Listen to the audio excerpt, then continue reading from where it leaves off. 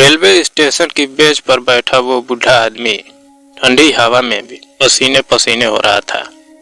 हाथ कांप रहे थे। आंखें बार बार प्लेटफार्म की ओर उठती, मानो कोई आने वाला हो। किसी ने पास आकर पूछा, बाबा किसका इंतजार है? बूढ़ा बस मुस्कुराया और बोला, जिसे बचपन में गोद में उठाया अब उसी के कंधे की तलाश है। गांव के एक किनारे पर एक टूटी सी कुटिया थी। वहां रहते थे रामदीन काका। उम्र 78 साल थी। सफेद झक बाल, पतली काठी और आंखों में अब भी वो चमक जो कभी अपने बच्चों के लिए सपने बुनते वक्त झलकती थी। रामदीन काका गांव के स्कूल में चपरासी रहे थे।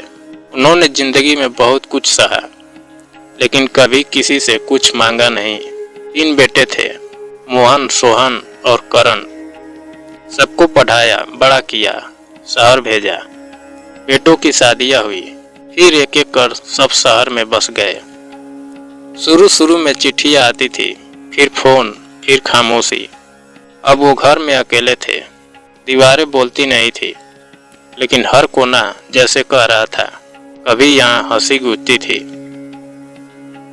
एक दिन गांव में मेला लगा। रामदीन काका धीरे धीरे लाठी से टेकते हुए वहां पहुंचे। सब कुछ नया नया सा लगा। भीड़, शोर, खिलौने और मिठाइयाँ, लेकिन उनकी आंखें ढूंढ रही थी कोई अपना चेहरा। तभी उनकी नजर एक बच्चे पर पड़ी जो अपनी माँ से बिछड़ गया था और रो रहा था। रामदीन काका तुरंत उसके पास पहुंचे, प्यार से उसे चुप कराया। कुछ देर बाद उसकी माँ मिली। वो महिला रोते हुए बोली, बाबा आप ना होते तो मेरा बच्चा खो जाता। रामदीन काका बस मुस्कुराए और बोले, बेटी किसी का बच्चा नहीं खोना चाहिए, क्योंकि मैंने अपने बच्चे खो दिए हैं, जिंदा होते हुए भी। समय बीतता गया। उम्र का असर अब रामदीन काका के शरीर पर साफ दिखने लगा था। उन्हें शुगर और गठिया की बीमारी हो गई थी। गांव वाले कभी कभी खाना दे देते थे, लेकिन ज्यादातर समय वो सूखी रोटियों से ही गुजारा करते थे। एक दिन उनकी तबीयत बहुत बिगड़ गई। वो जमीन पर गिरे पड़े। आवाज लगाने की ताकत भी नहीं बची थी। तभी पड़ोस की एक लड़की राधा दौड़ती हुई आई। उसने उन्हें उठाया, दवा दी, खाना खिलाया। काका ने उसकी ओर देखा और कहा, बेटी अगर तू ना होती तो आज शायद मेरी कहानी यही खत्म हो जाती। राधा की आंखों में आंसू थे। वो बोली, बाबा मैंने तो आपको दादा माना है, लेकिन एक बात पूछनी है, क्या आपके बेटे कभी नहीं आते? रामदीन काका ने छत की ओर देखा और धीरे से बोले, पैसा भेज देते हैं, पर अपने हाथों से रोटियां नहीं। एक दिन चिट्ठी जो सब कुछ बदल गई। एक दिन रामदीन काका ने हिम्मत करके अपने सबसे छोटे करण को एक चिट्ठी लिखी, बेटा अब ज्यादा दिन नहीं है, अगर आ सको तो आ जाना। तेरे सिर पर हाथ रखना है, एक बार फिर चैन से मर सकूंगा। पिताजी ये चिट्ठी करण को मिली, लेकिन उसने उसे टेबल पर रखकर कहा, अब कौन गांव जाए, ऑफिस में छुट्टी भी नहीं मिलेगी। और वो चिट्ठी वहीं धूल खाती रही। इधर रामदीन काका रोज स्टेशन जाया करते थे।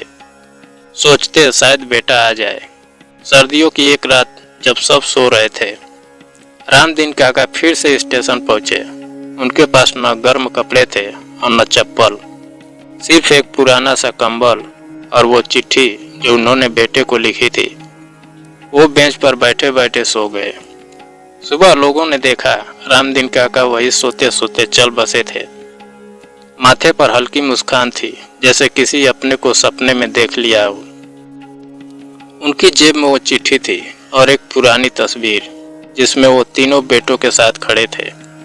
रामदीन काका की मौत की खबर पूरे गांव में फैल गई। गांव वालों ने अंतिम संस्कार की तैयारी की। राधा ने काका को अपनी गोद में रखकर कहा, बाबा अब आप अकेले नहीं हो, मेरी आत्मा का हिस्सा बन गए हो। 2 दिन बाद करण गांव पहुंचा।